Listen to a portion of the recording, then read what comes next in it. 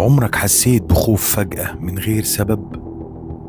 مفيش حد حواليك، مفيش صوت، بس جسمك متوتر. في حاجة اسمها الانفرا ساوند. ما تنساش الاشتراك واللايك وتفعيل الجرس.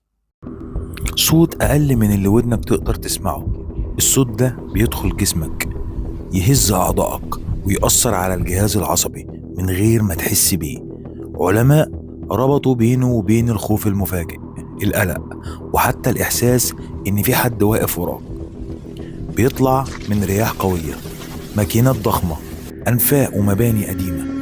يعني ممكن تكون خفت مش علشان في خطر، لكن علشان جسمك سمع حاجة مخك ما قدرش إن هو يفسرها. لو عجبك الفيديو اشترك في القناة وفعل الجرس، وما تنساش تعمل لايك علشان يوصلك كل جديد.